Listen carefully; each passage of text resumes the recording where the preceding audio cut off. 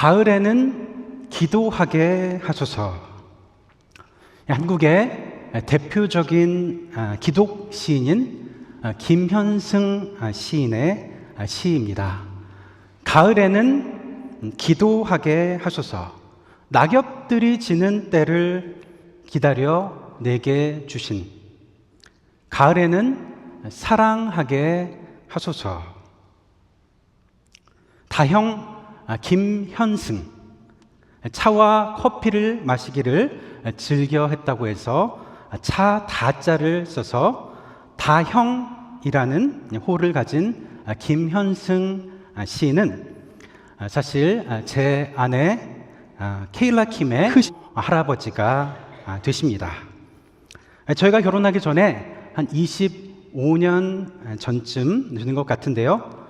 지금의 제 아내와 같이 한국의 대형 교회들을 방문하면서 예배를 드린 적이 있었습니다.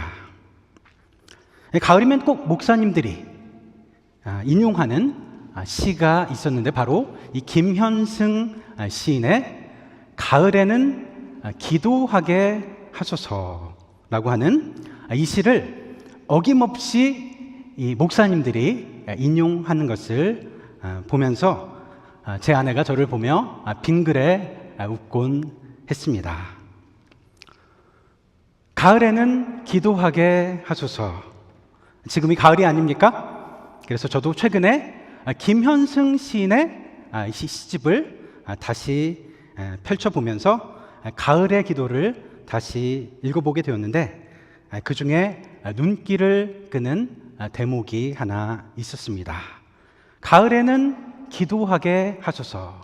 이렇게 하다가 시인이 이렇게 읊습니다. 겸허한 모국어로 나를 채우소서. 모국어로 나를 채우소서. 왜 김현승 시인은 이런 식구를 여기에 쓰고 있었을까? 새삼스럽게 다시 생각해 보게 되었습니다. 1913년생인 김현승 시인은 3.1운동에도 적극 참가했던 김창국 목사님의 둘째 아들이셨습니다. 시인은 당시 6세의 나이로 자신의 아버지 김창국 목사님이 일제 순사에게 체포되는 것을 지켜보기도 했습니다. 시인 본인 역시 신사참배 문제로 옥고를 치르기도 했고 자신이 교수로 재직했던 그 학교가 폐교가 되면서 이 힘든 그런 일을 겪기도 했습니다. 한국어 대신에 일본어를 배워야 했던 일제의 민족 문화 말살 정책 때문에 한동안 한글로 글을 짓고 시를 짓는 것도 불가능했을 것입니다. 그런 그에게 모국어라고 하는 것이 무엇이었겠습니까? 아주 더 특별하게 이렇게 다가오는 것이었을 것입니다. 모국어란 무엇입니까? 우리가 외국어를 습득하듯 내 지혜와 노력으로 배우는 언어가 아닙니다.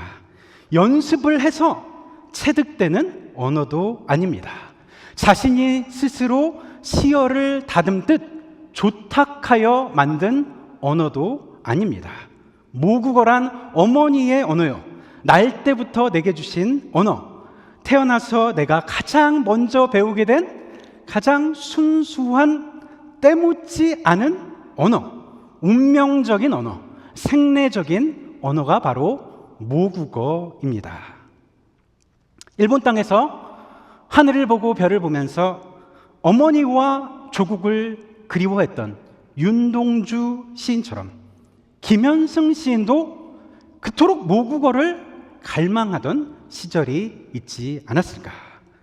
일본어가 아닌 모국어로 시를 쓰고 글을 짓고 또 모국어로 기도하고 싶은 열망, 그런 가슴 아픈 시절을 겪으면서 시인은 무엇보다도 어머니의 언어, 가장 순수한 언어로 내가 채워지기를 그렇게 갈망하지 않았을까 생각해 보게 되는 것입니다. 한국에서는 매년 10월 9일을 한글날 법정 공휴일로 지키고 있습니다. 한글이 참 아름다운 언어라는 점에서도 그렇고, 무엇보다도 이 한글이 배우기 쉬운 알파벳, 표음 문자로 기록된, 만들어진 그런 문자라는 데에서 우리는 늘 자랑스럽게 생각하고 있습니다. 기영, 니은, 디귿, 리을, 가나다라, 마바사.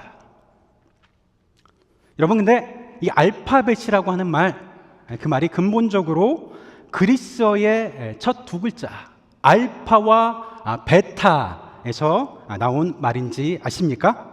알파와 베타가 이 알파벳이 되었는데, 그 뿌리를 더 거슬러 올라가 보면 세머 계통의 히브리어에서부터 출발한 것이다, 이렇게 보는 학자들도 있습니다.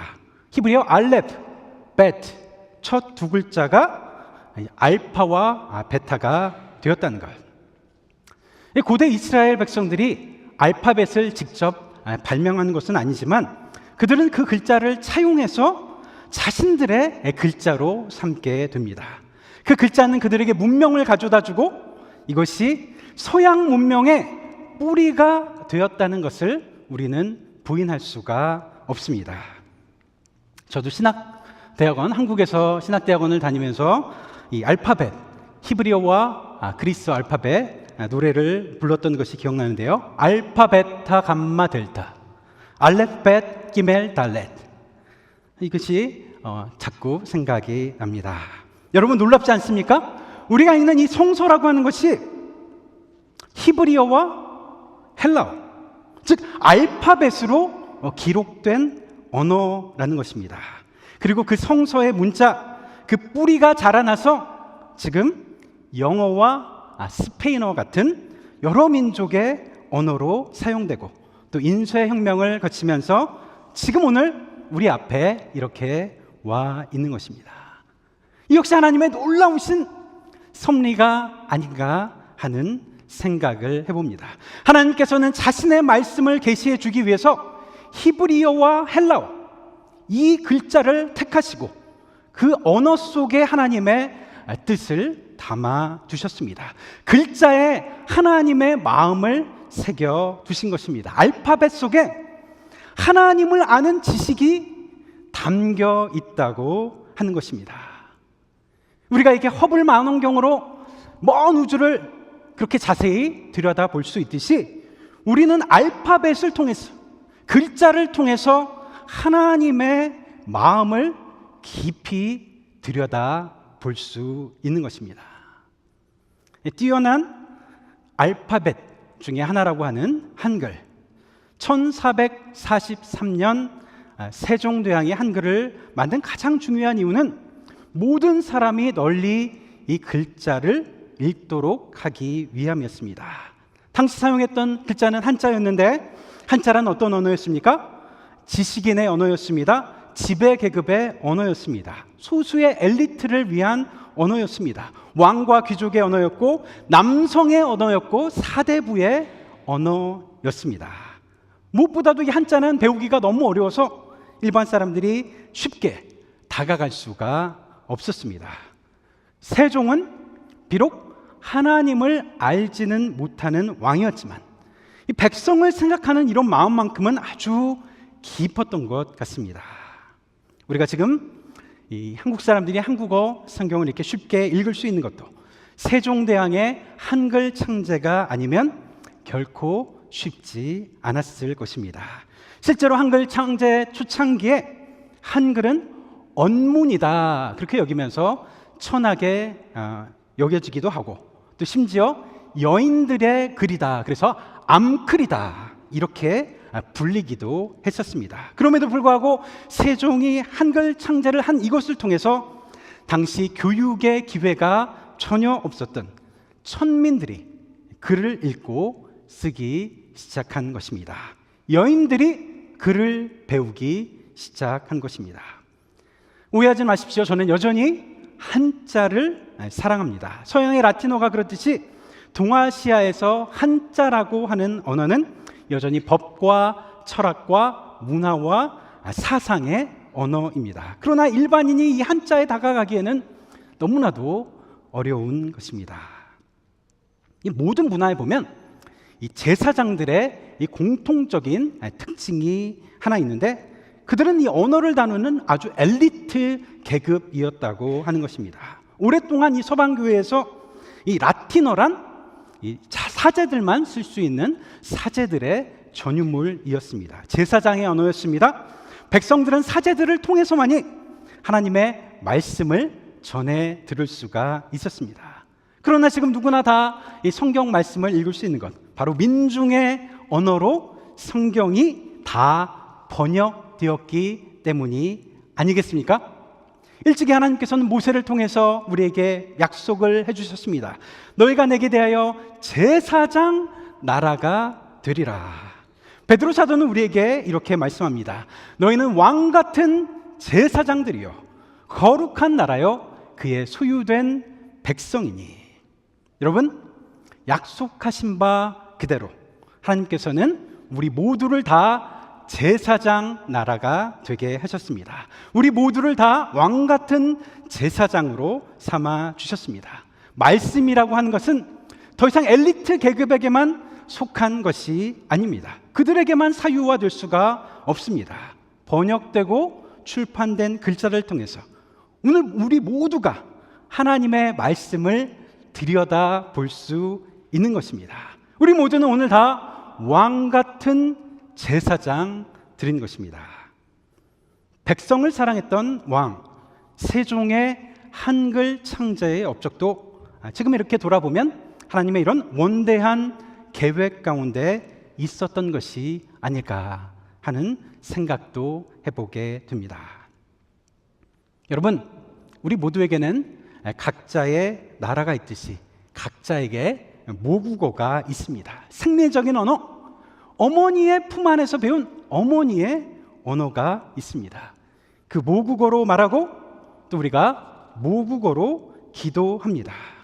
그러나 저는 김현승 시인이 말하는 겸허한 모국어, 이 말에 더 중요한 의미가 있다는 것을 생각해 보았습니다. 그리스도 안에서 새로운 피조물이 된 우리에게 주신 하나님의 놀라운 선물, 하나님 나라의 언어, 우리 모두 신앙인에게 주신 신앙의 언어, 바로 또 하나의 모국어입니다. 겸허한 모국어로 나를 채우소서. 시인은 왜 겸허한 모국어라고 말했을까? 겸손한 마음, 내 마음을 비우고 그 마음에 하나님의 언어로 채워지기를, 그런 원하는 그런 마음, 내 마음에 하나님의 마음으로 채워지기를 갈망하는 그런 마음이 있지 않았을까? 시편 19편에서 시인은 겸손한 마음으로 이렇게 고백합니다. 주님, 내 마음의 말과 내 마음의 묵상이 주님께 연락되기를 원하나이다.